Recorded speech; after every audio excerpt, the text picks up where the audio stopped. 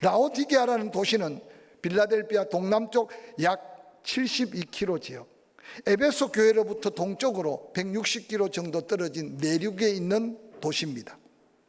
특별히 라이크스라고 하는 큰 계곡이 이 서쪽에 이 터키 소아시아 7교회 지역을 가로지릅니다. 그런데 그곳에 놓여 있는 라오디게아 교회, 거기에 동북쪽으로 약 10km 정도에 가면 히에라볼리스라고 하는 아주 유명한 온천 지역이 있습니다.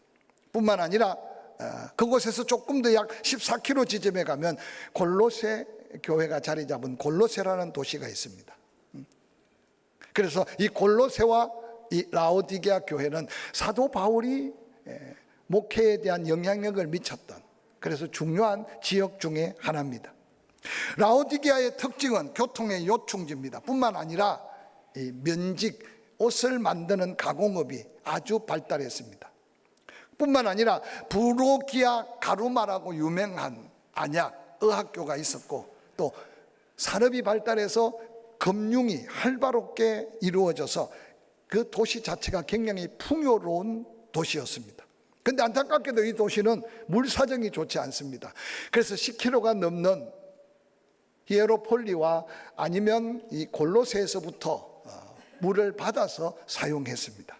그래서 말씀 중에 차든지 더웁든지 하라는 것은 이 히에라볼리의 온천의 물처럼 뜨겁든지 골로새에서 공급받은 시원하고 차가운 좋은 물처럼 영적으로 그런 도전을 하는 말씀은 그 지역에서 나온 놀라운 사건입니다.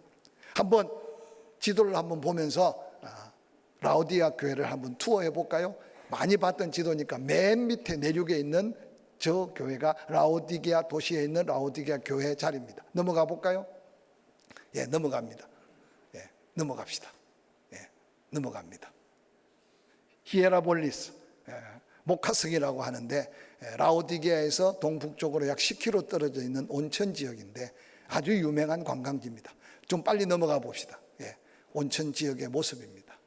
예, 그래서 저곳에서부터 흐르는 물이 라오디게아로 지나갈 때는 먹을 수도 없고 마실 수도 없는 미지근한, 그래서 차든지 더웁든지 그들에게 주어진 시작이 되는 곳이 히에라볼리스 저녁 노을입니다. 넘어가시죠.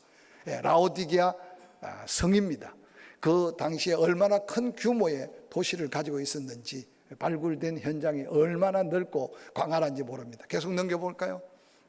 성 입구입니다. 라오디게아 표시판이고요. 계속 넘어가시죠. 성문, 또 로마의 어떤 잔재들, 그 거리가 대리석으로 깔아놓은 자리들, 계속 넘어가시죠.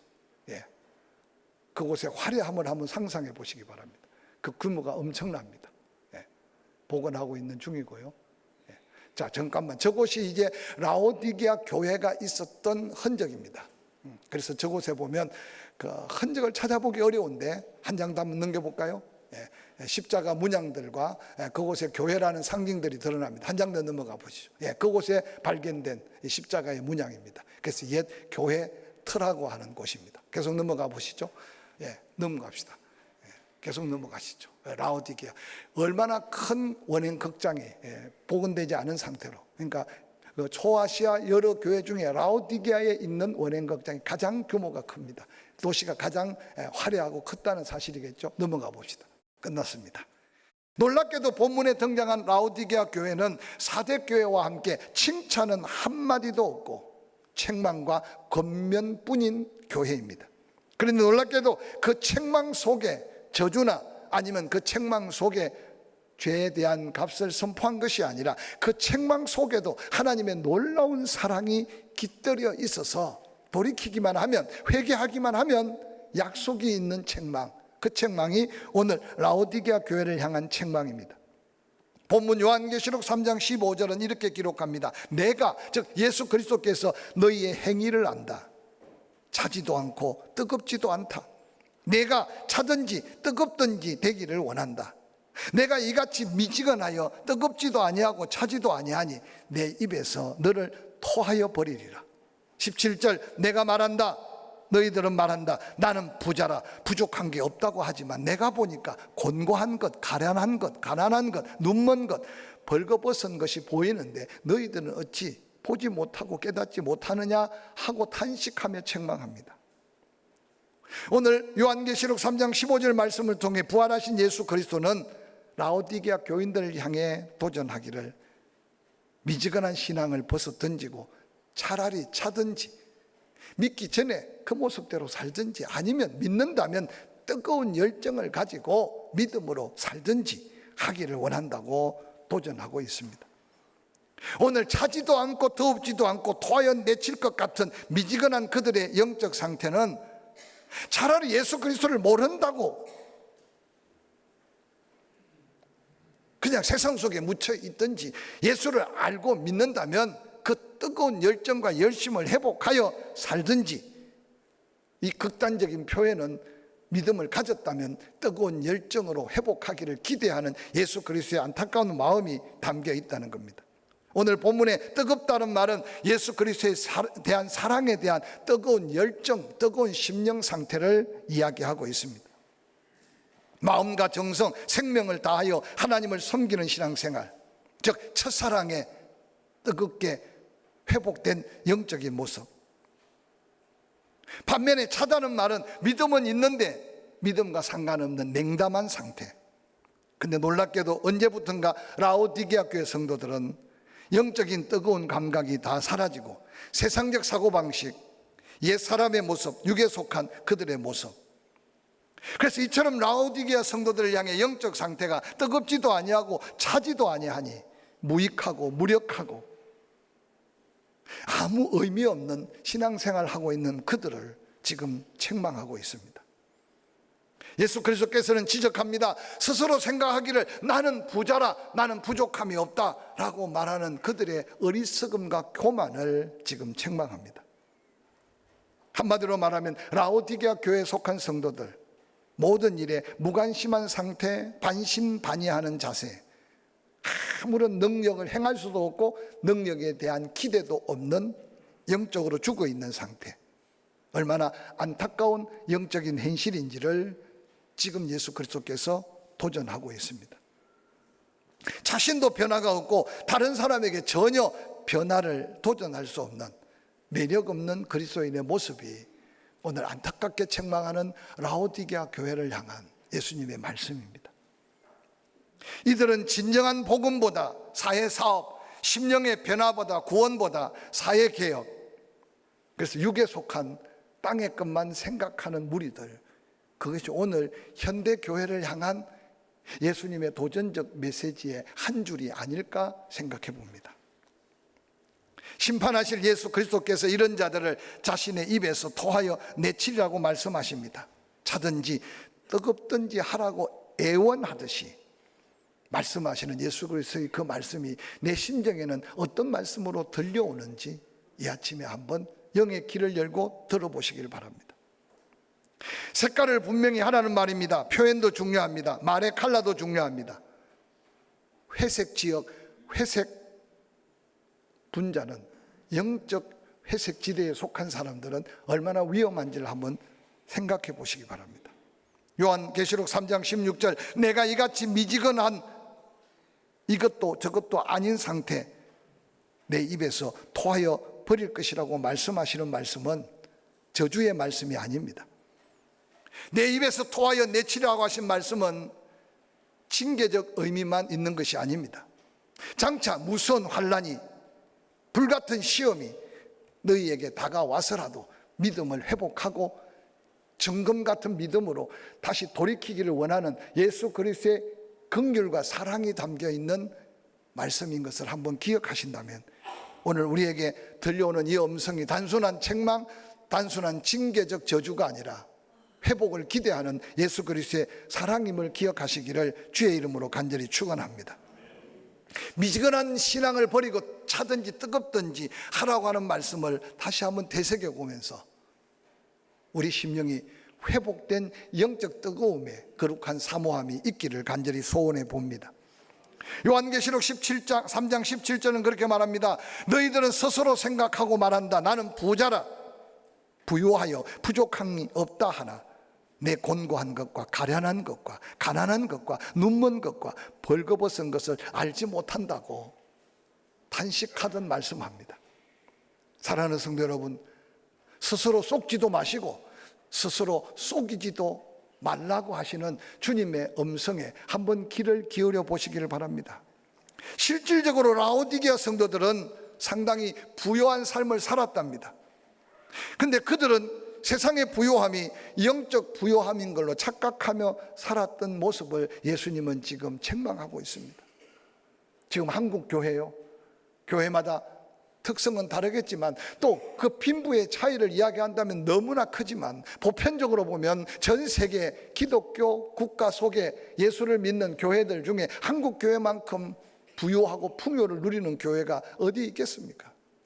근데 과연 여러 가지 문화 환경 시설들 조건들의 부요함이 영적 부요함으로 비례한다고 생각하는 분은 아마 이 자리에도 없을 겁니다. 오늘 아시아 7교회 중에 놀랍게도 스무나 교회와 너무나 대조를 이루는 교회가 라오디게아 교회입니다. 스무나 교회는 세상이 바라볼 때 외적으로 가난했습니다. 그런데 그들은 영적으로 부요하다고 칭찬받았습니다. 그런데 라오디게아 교회는 정반대였습니다.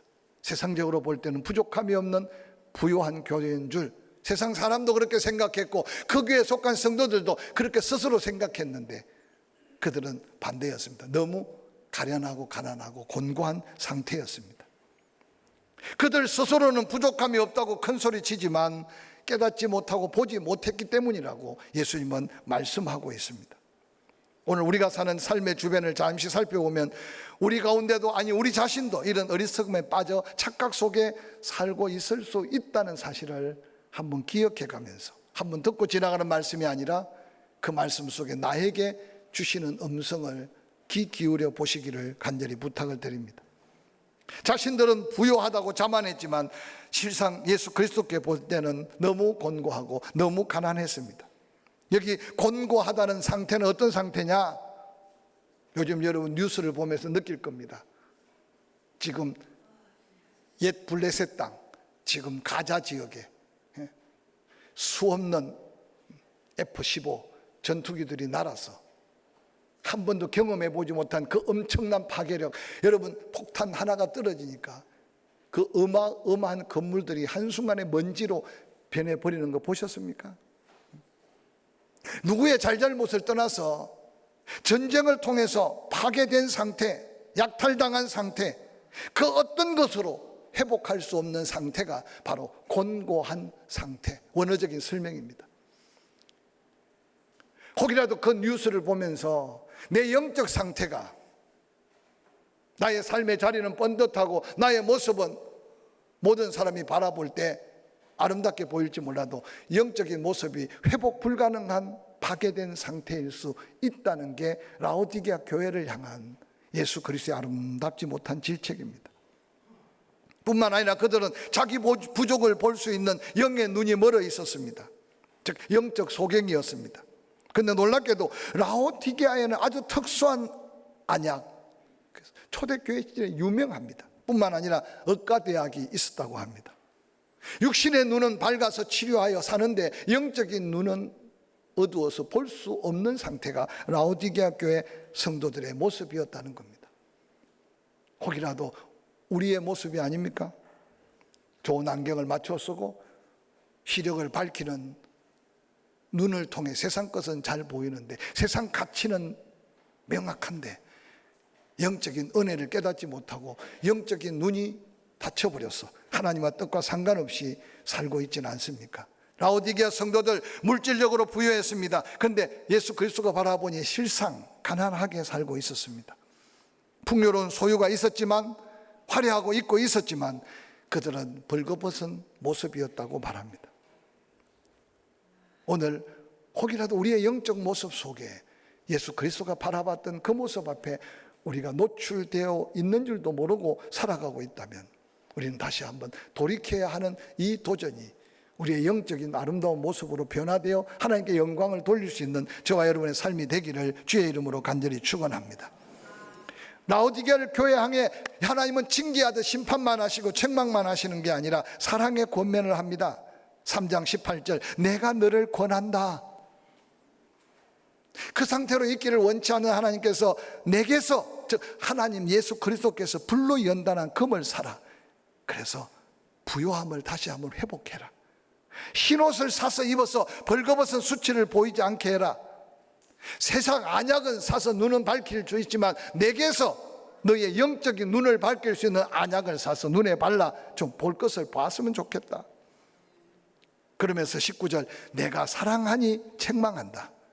그러므로 금을 사서 부요해지고 흰옷을 사서 다시 한번 벌거벗은 수치를 면하고 안약을 사서 영적인 눈이 열림으로 열심 있는 삶을 다시 한번 도전하라고 하는 이 말씀은 오늘 우리에게 건강한 지혜, 건강한 믿음의 도전이 되기를 주의 이름으로 간절히 축원합니다. 불로 연단한 금을 사서 영적 부요함을 도전하라고 말합니다. 불로 연단한 금, 즉 삶의 갖가지 시련을 통해 단련된 성숙한 믿음으로 그 누구도 비교할 수 없는 귀한 믿음의 부요함을 다시 회복하라고 하는 이 말씀 속에 우리에게 주는 영적 축복의 도전의 음성은 무엇일까요? 훗날 베드로는 초대교회에 지쳐있고 쓰러져가는 성도들을 이렇게 격려합니다. 너희 믿음, 확실함은 불로 연단하여 없어질 금보다 더 귀한 그 믿음이다. 예수 그리스도께서 나타나실 때 칭찬과 영광과 존귀를 얻게 될 것이라고 위로하셨습니다. 고난이 신나는 건 아니고 환난이 그렇게 즐거운 것은 아닙니다. 그런데 놀랍게도 믿음으로 서면 감당할 만하고 인내할 만하고, 그래서 그 고난과 연단을 통해 거룩하고 온전하여 구비하여 조금도 부족함이 없는 믿음으로 세워가는 것이 때로는 사명이 있는 믿음의 사람에게 주어진 고난이 은혜고 환난까지도 축복인 것을 깨닫게 하시는 이 믿음의 비밀을 우리는 아마 다 경험하고 여기까지 살아온 줄로 믿습니다. 기억하십시오.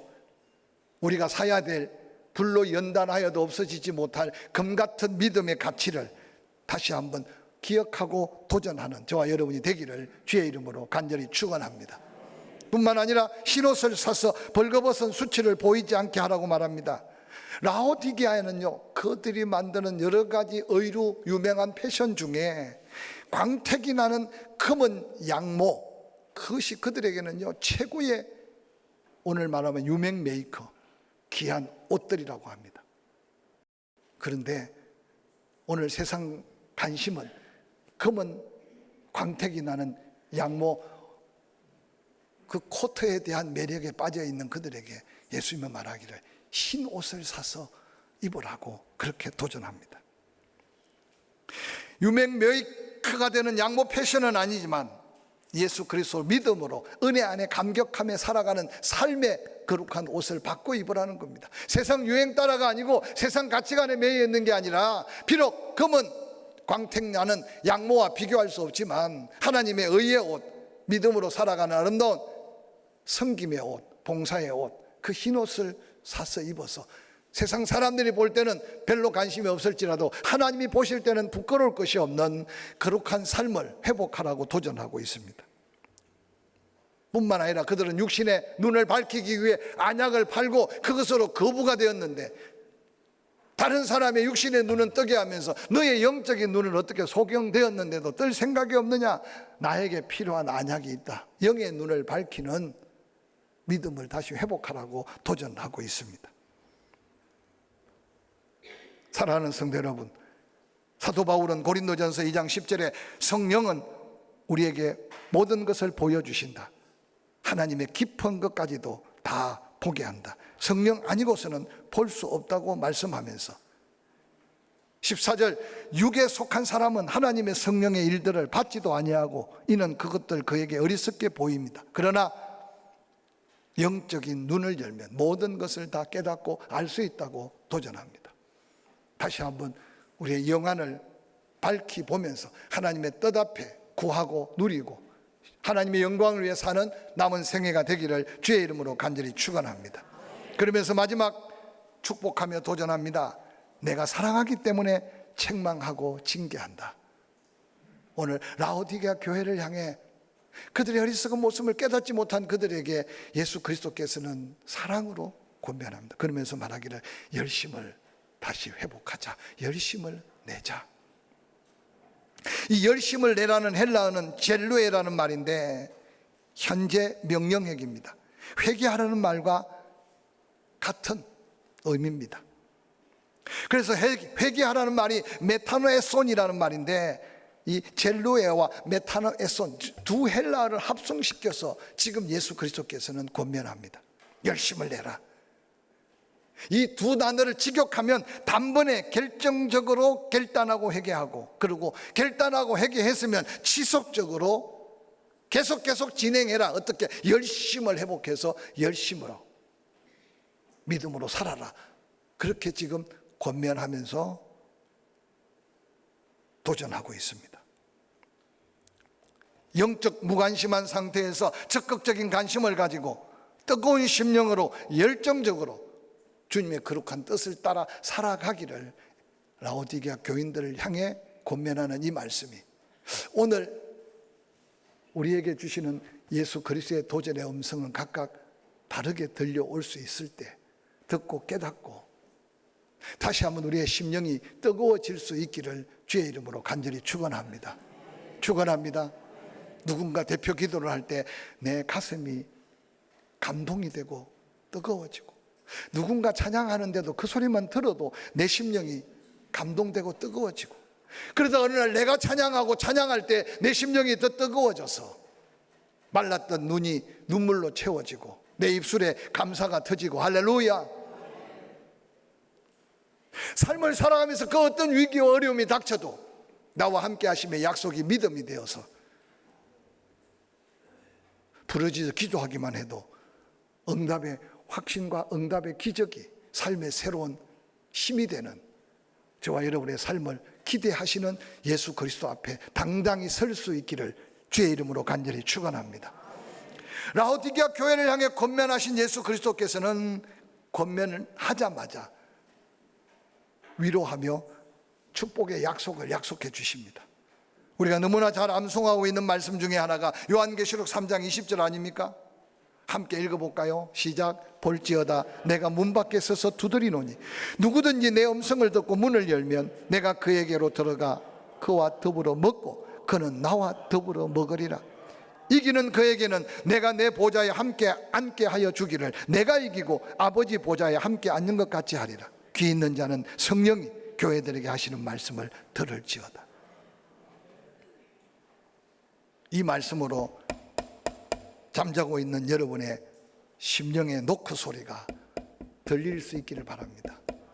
내가 보는 게 전부가 아니고, 내가 생각하고 있는 게 전부가 아니고, 내가 지금 누리고 자족하고 있는 게 전부가 아니라 그 속에 하나님의 신비롭고 오묘한 하나님의 뜻을 보고 하나님의 말씀을 다시 듣고 성령의 감동하심에 민감해서 하루를 살아도 하나님의 영광을 회복할 수 있는 그 삶을 위해 하나님이 그렇게 열심을 내고자 하고 회개하며 돌이키고자 하면 내가 다시 약속한다. 내가 임마누엘 문을 열기만 하면, 나에게 도움을 구하기만 하면, 나의 은혜를 구하기만 하면 내가 친히 함께하마, 내가 친히 도와주마, 내가 친히 응답해 주마 하고 약속하시는 이 약속이 기도의 제목이 되고 믿음의 새로운 결단의 힘을 얻을 수 있는 은혜가 되기를 주의 이름으로 간절히 축원합니다. 두 번째로 하나님께서는 그들에게 축복하며 약속합니다. 3장 21절 이기는 그에게 마음문을 열고 결단하고 열심을 내고 하나님의 은혜를 사모하는 그들에게 내 보좌에 함께 앉게 하게 주겠다.